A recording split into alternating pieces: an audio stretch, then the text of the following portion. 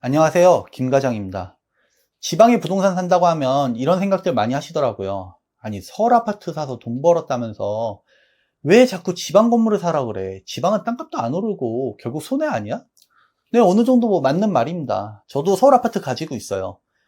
제가 13억 초반에 사서 얼마 전에 21억 실거래 찍혔으니까 많이 올랐죠. 가만히 앉아 있었는데 제 연봉보다 훨씬 많이 벌었어요. 이게 바로 서울 투자의 맛입니다. 하지만 여러분, 냉정하게 한번 생각해 봅시다. 우리 같은 직장인이 서울 아파트 하나 잡고 나중에 뭐 10억 오르겠지 하면서 손가락만 빨고 버틸 수 있나요?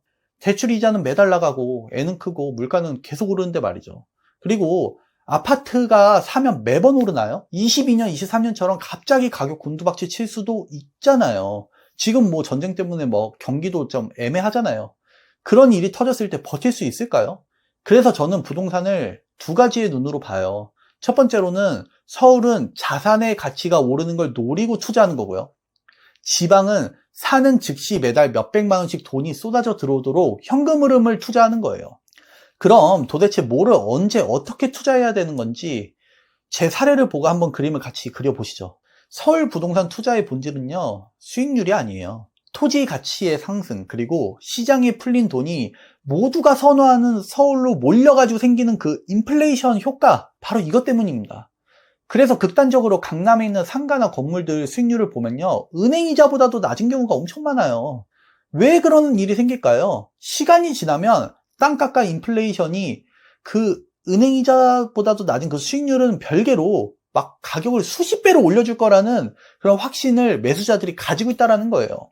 근데 이 게임의 치명적인 단점이 하나 있습니다. 바로 그 부동산의 가치가 오를 때까지, 그리고 그 보상이 올 때까지 그 부동산이 돈이 안 된다는 거예요. 오히려 내 근로소득을 거기에 계속 쏟아부으면서 유지해야 될 때가 많습니다.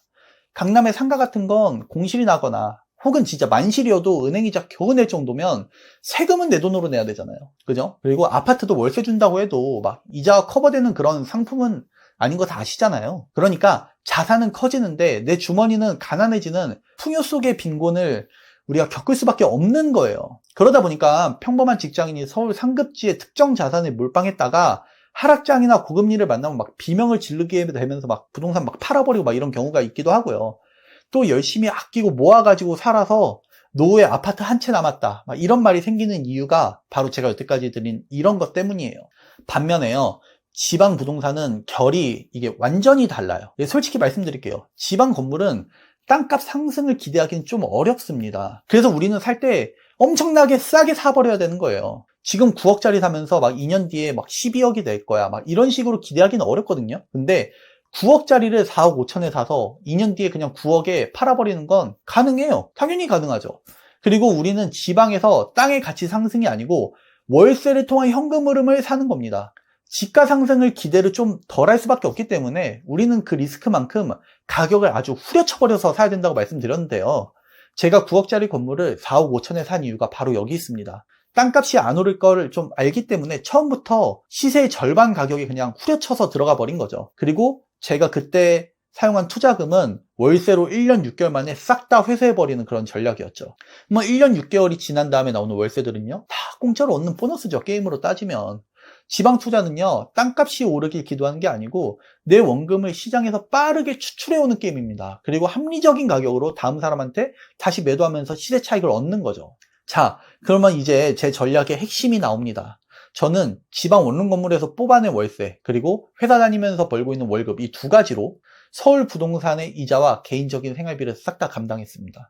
지방 원룸 건물이 주는 아주 강력한 현금 흐름이 있었기 때문에 서울 아파트가 하락장에 춤을 춰도 저는 지금 같은 환경이라면 어차피 아파트 가격은 곧 우상향할 것이라고 느긋하게 버틸 수 있었던 거죠. 만약 든든한 현금 흐름이 없었다면 서울 아파트가 싸다는 거를 조금 알았어도 조금만 더 싸지면 살까? 이런 식으로 계속 기다리다가 이 기회를 날려버렸겠죠. 많은 사람들이 이런 식으로 서울 아파트가 쌀 때 기회를 다 날려버렸잖아요. 왜냐하면 모두가 쉽게 공포를 느낄 수밖에 없는 환경이었으니까요.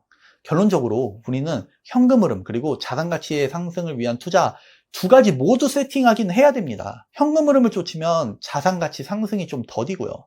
자산 가치의 상승만 쫓으면 한 번의 잘못된 선택에 진짜 망할 수도 있어요. 그래서 순서가 중요한데요. 저는 먼저 지방 원룸 건물을 통해서 투자에 적합한 어떤 환경을 세팅을 해놨고, 내가 안 망할 수 있게끔, 그리고 여유롭게 버틸 수 있게끔, 그리고 그 다음에 서울의 가치를 산 겁니다. 여러분, 부동산 공부하실 때요, 서울이냐 지방이냐로 고민하지 마세요. 본질을 이해하면요, 둘 다 필요해요. 다만 안정적으로 투자를 하고 싶다면 현금 흐름이 충분해야 돼요.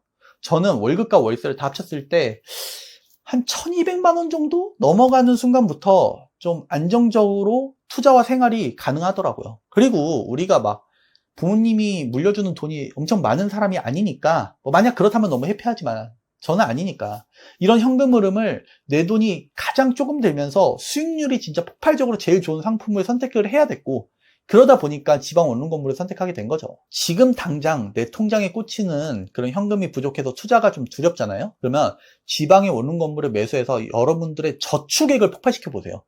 월에 800, 1000만 원을 저축할 수 있다면 여러분의 투자 환경은 정말 달라집니다. 그리고 지금처럼 일반적인 사람들의 분위기가 지방은 사면 안 돼, 일본 따라갈 거야, 막 이런 공포스러운 분위기가 펼쳐져야지만이, 반대로 현금은 넉넉한데 자산의 성장이 고민이라면 당장의 현금 흐름과 수익률을 조금 포기하더라도 서울에 아파트나 건물을 사야 됩니다.